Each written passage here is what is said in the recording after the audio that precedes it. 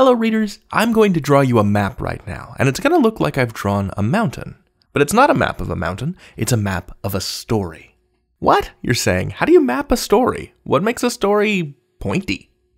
These are great questions, and to answer them, I'll say this. Today we're going to talk about the elements of a story, or the parts that make it up, like ingredients in a recipe.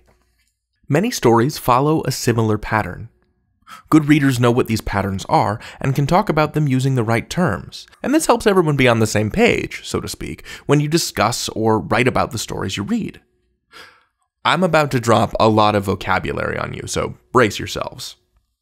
The story begins with exposition, where we learn about the characters and the setting. Then we introduce a conflict, or a big problem.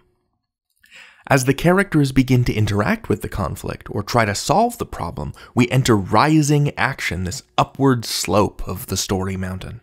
When the conflict comes to a head, we hit the most exciting part of the story, the climax. Here, the conflict can't go any further. We're at the top of the mountain. There's nowhere else to go except down.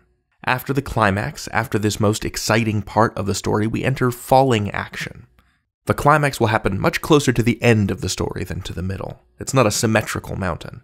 The action slows down, the problem has been solved, or maybe the problem has changed, and the characters prepare for the last phase of story, the resolution. This is where we tie up loose ends, characters reflect on what they learned, maybe you set up a sequel. Now, look, that was a lot of information all at once. In order to make sense of it, let's apply all of those terms to a story. Now, our go-to has been The Three Little Pigs, and while that's a story everyone knows, I'm starting to think it needs to be freshened up a little bit, really work on its franchise potential, you know? So let's go through the elements of story by looking at my new project, a reboot of Three Little Pigs, that I'm calling TLP Starbound. See, it's Three Little Pigs, but it's in space. That's a space helmet. So I'm going to put a little story map here in the corner. Okay, so, the exposition. It's the future. Pigs have expanded to every corner of the galaxy. 3 brave little pigs decide to strike out on their own, exploring a new, exciting region of space. 1 builds a spaceship out of straw. Go with me here.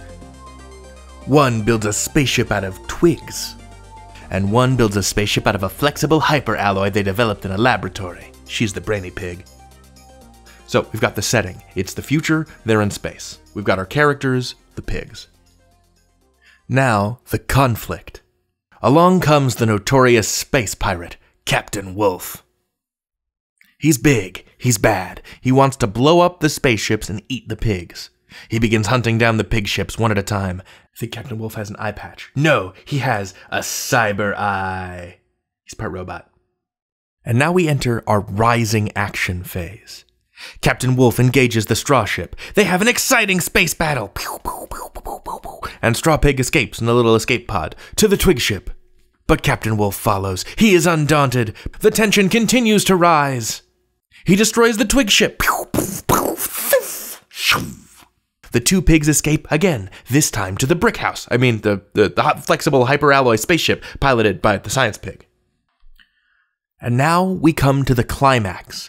Captain Wolf comes to the advanced ship. He tries to blow it up, but he can't. It's too powerful.